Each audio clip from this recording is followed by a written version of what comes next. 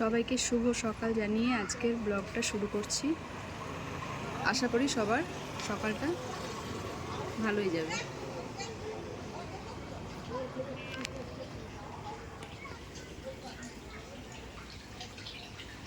সকাল সকাল আমি এখানে মেশিনে কাচতে দিয়ে দিয়েছি জামা কাপড়গুলো, মানে চাদরগুলো আজকে দিয়েছি আর জামা কাপড়গুলো এখনও বাইরে আছে, কাচতে দিয়ে দিয়েছি। আর এখানে আজকে অল্প স্বল্প কিছু বাজার করে নিয়ে এসছে, কাঁচা পেঁপে, আদা, শসা, আর এখানে বেল। সকালে বেলের শরবত খাওয়া হয় এই গরমে। আর এখানে নিয়ে আসা হয়েছে পাট শাক, টাটকা পাট শাক। আর এখানে কচুরলতি, কচুরলতিটা বেশ মোটা মোটা আছে, কাটাটা একটু ঝামেলা, কিন্তু রান্না করলে খেতে বেশ ভালোই লাগে। আর এই কচুরলতির সঙ্গে দেবে বলে এখানে কিছু চিংড়ি মাছ আনা হয়েছে। আর এই 3টে কালো চিংড়ি,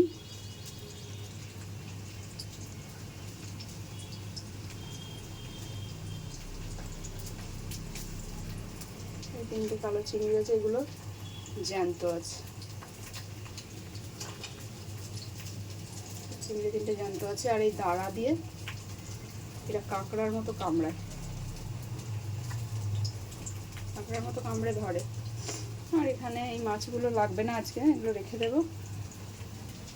আর এখানে মাছে লবণ হলুদ মাখিয়েছি, এখানে মাছ ভাজাও হচ্ছে। আর বাইরের আকাশটা খুব সুন্দর আজকে, মানে গরমটা নেই, একটু মেঘলা মেঘলা আছে। যাই হোক, রান্না আমার শেষের দিকে। আর এখানে পাতলা মসুর ডাল করা হয়েছে,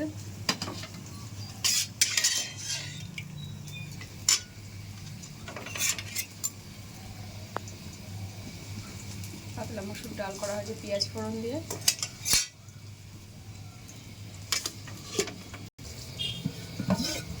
আর এখানে ভাত করেছি, গরম ভাত। এখানে করেছি পটল ভাজা, শাক ভাজা, পাতিলেবু, আর এখানে আলু ভাতে। কাঁচা পেঁয়াজ আর ভাজা লঙ্কা দিয়ে লবণ দিয়ে মাখিয়ে রেখেছি, নাহলে আগে থেকে মেখে রাখলে একটু পেঁয়াজের গন্ধ হয়ে যায়, ওই জন্য যখন খাওয়া হবে তখন মাখিয়ে নেওয়া হবে। আর এখানে করেছি মিষ্টি মিষ্টি আমের চাটনি, মিষ্টি মিষ্টি আমের চাটনি। তো আজকে আমার এই হলো রান্নাবান্না।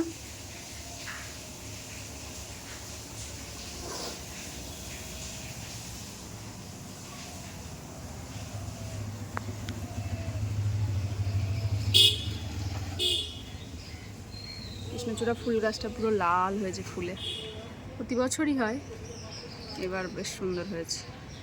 আর ছেলেটাকে স্কুলে পাঠিয়েছি, এখন দেখি ও কখন আসে।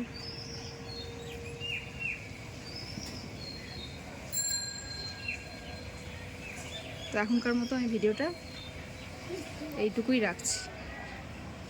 টাটা।